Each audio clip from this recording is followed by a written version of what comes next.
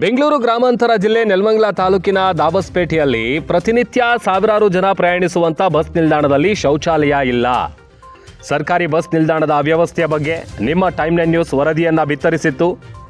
ದಾಬಸ್ಪೇಟೆಯ ಸರ್ಕಾರಿ ಬಸ್ ನಿಲ್ದಾಣದಲ್ಲಿ ಪ್ರಯಾಣಿಕರಿಗೆ ಸಿಕ್ಕಾಪಟ್ಟೆ ತೊಂದರೆ ಆಗ್ತಾ ಇದೆ. ಶೀಘ್ರ ದುರಸ್ತಿಗಾಗಿ ಬಿಜೆಪಿ ತಾಲೂಕು ಅಧ್ಯಕ್ಷರಾದಂಥ ಜಗದೀಶ್ ಚೌಧರಿ ಅವರು ಆಗ್ರಹಿಸಿದ್ರು. ಸಾರ್ವಜನಿಕರ ಪರವಾಗಿ ಧ್ವನಿ ಎತ್ತಿದ್ರು ಬಿಜೆಪಿ ತಾಲೂಕು ಅಧ್ಯಕ್ಷ ಜಗದೀಶ್ ಚೌಧರಿ. ದಾಬಸ್ಪೇಟೆಯ ಸರ್ಕಾರಿ ಬಸ್ ನಿಲ್ದಾಣದಲ್ಲಿ ಇದೀಗ ದೋಸ್ತಿ ಪಡೆ ಧರಣಿಗೆ ಸಜ್ಜಾಗಿದೆ ಅನ್ನುವಂಥ ವಿಚಾರ ಗೊತ್ತಾಗ್ತಾ ಇದೆ. ಬಿಜೆಪಿ ಜೆಡಿಎಸ್ ಕಾರ್ಯಕರ್ತರು ಮುಖಂಡರಿಂದ ಅಹೋರಾತ್ರಿ ಧರಣಿಯನ್ನ ನಡೆಸಲಾಗುತ್ತೆ. ಯಾವಾಗ ಅಂತ ಅಂದರೆ ಜನವರಿ 5ರ ಭಾನುವಾರ ಸಂಜೆ 6 ಗಂಟೆಗೆ ಅಹೋರಾತ್ರಿ ಧರಣಿಯನ್ನ ನಡೆಸೋದಕ್ಕೆ ಸಿದ್ಧತೆ ನಡೀತಾ ಇದೆ. ಧರಣಿಗೆ ಸಾಥನ್ನ ಕೊಡ್ತಾರೆ ಬಿಜೆಪಿ ಸಂಸದರಾದಂಥ ಡಾಕ್ಟರ್ ಕೆ ಸುಧಾಕರ್ ಅವರು. ಅವರೇ ಸ್ಥಳಕ್ಕೆ ಬಂದು ಈ ಅವ್ಯವಸ್ಥೆಯನ್ನು ಕಣ್ಣಾರೆ ಕಂಡು ಇದನ್ನು ಸರಿಪಡಿಸಬೇಕು ಅಂತೇಳಿ ಸೂಚನೆಯನ್ನು ಕೊಡ್ತೀನಿ ಅಂತ ಹೇಳಿದ್ದಾರೆ ಅನ್ನುವಂಥ ವಿಚಾರ ಕೂಡ ಟೈಮ್ 9 ನ್ಯೂಸ್ಗೆ ಮೂಲಗಳಿಂದ ಮಾಹಿತಿ ಸಿಕ್ಕಿದೆ. ಇನ್ನು ರಾತ್ರಿಯಿಂದ ಧರಣಿ ಆರಂಭ ಆಗುತ್ತೆ. ಇಲ್ಲಿ ಬೆಡ್ಶೀಟು, ಕಾಫಿ, ಟೀ, ಬೋಂಡಾ, ಬಜ್ಜಿಯನ್ನು ಉಚಿತವಾಗಿ ನೀಡೋದರ ಮೂಲಕ ಧರಣಿಯನ್ನು ನಡೆಸಿ ಸರ್ಕಾರದ ಗಮನ ಸೆಳೀಬೇಕು ಅನ್ನುವಂಥ ಸಿದ್ಧತೆ ನಡೀತಾ ಇದೆ. ಯಾಕಂತಂದರೆ ಇಲ್ಲಿ ಆಗ್ರಹ ಕೇಳಿಬರ್ತಾ ಇರುವಂಥದ್ದು ಇಷ್ಟೇ. ಪ್ರತಿನಿತ್ಯ ಸಾವಿರಾರು ಜನ ಮಹಿಳೆಯರು, ಮಕ್ಕಳು, ವಿದ್ಯಾರ್ಥಿಗಳು, ವಯೋವೃದ್ಧರು ಬೇರೆ ಬೇರೆ ಭಾಗಗಳಿಗೆ ಈ ಬಸ್ಗಳಲ್ಲೇ ಪ್ರಯಾಣ ಮಾಡ್ತಾರೆ. ಈ ಬಸ್ಗಳನ್ನೇ ಅವಲಂಬಿತ ಆಗಿದ್ದಾರೆ. ಬಟ್ ಇಲ್ಲಿ ಕನಿಷ್ಠ ಪಕ್ಷ ಒಂದು ಕೂರೋದಕ್ಕೆ ವ್ಯವಸ್ಥೆ ಇಲ್ಲ, ಶೌಚಾಲಯಕ್ಕಂತೂ ಮೊದಲೇ ವ್ಯವಸ್ಥೆ ಇಲ್ಲ. ಇನ್ನು ಪುರುಷರಂತೂ ಬಿಡಿ, ಅಲ್ಲೇ ಬಸ್ ನಿಲ್ದಾಣದಲ್ಲೇ ಮೂತ್ರ ವಿಸರ್ಜನೆ ಮಾಡ್ತಾರೆ.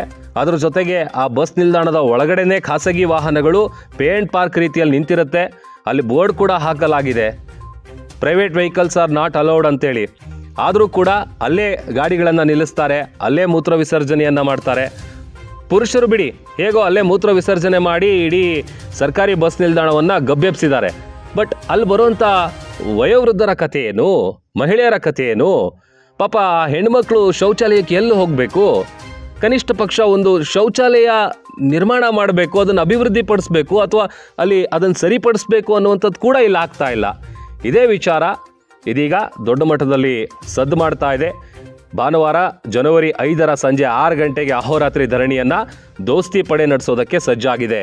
ಇನ್ನು ಈ ಬಗ್ಗೆ ಮಾತನಾಡೋದಕ್ಕೆ ನನ್ನ ಜೊತೆ ಬಿಜೆಪಿ ತಾಲೂಕು ಅಧ್ಯಕ್ಷರಾದಂಥ ಜಗದೀಶ್ ಚೌಧರಿ ಅವರು ದೂರವಾಣಿ ಸಂಪರ್ಕದಲ್ಲಿ ಜಾಯ್ನ್ ಆಗಿದ್ದಾರೆ. ಸರ್ ನಮಸ್ತೆ.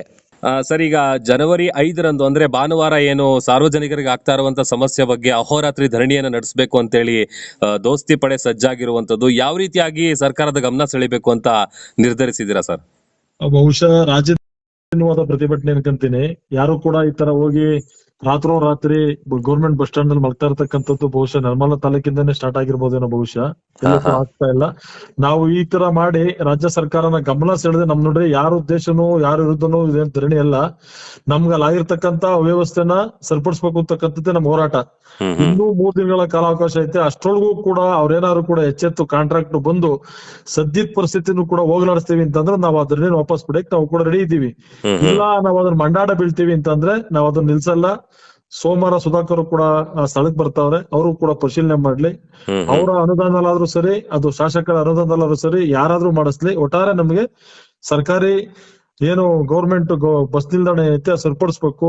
ಸಾವಿರಾರು ಜನ ವಿದ್ಯಾರ್ಥಿಗಳು ಮಕ್ಳಿಗೆ ತೊಂದರೆ ಆಗ್ತಕ್ಕಂಥ ತಪ್ಪಿಸ್ಬೇಕು ಅಂತಕ್ಕಂಥದ್ದು ನನ್ನ ಮೂಲ ಉದ್ದೇಶ. ಒಟ್ಟಾರೆಯಾಗಿ ಸಾರ್ವಜನಿಕರಿಗೆ ಆಗ್ತಾ ಇರುವಂತ ಸಮಸ್ಯೆ ಬಗೆಹರಿಬೇಕು. ಬಗೆಹರಿಲ್ಲ ಅಂತ ಅವತ್ತೇ ನೈಟ್ ಅಲ್ಲಿ ಬರ್ತಕ್ಕಂಥ ಸಾರ್ವಜನಿಕರ ಉಚಿತವಾದ ಬೆಡ್ಶೀಟು, ರಗ್ಗು, ಚಾಪೆ, ದಿಂಬು, ಬಜ್ಜಿ, ಬೋಂಡಾ, ಕಾಫಿ, ಟೀ ಬೆಳಗ್ಗೆ ತಕೊಂಡಿರ್ತದೆ. ನಾವೆಲ್ಲರೂ ಕೂಡ ಅಲ್ಲೇ ಮಲಗ್ತೀವಿ.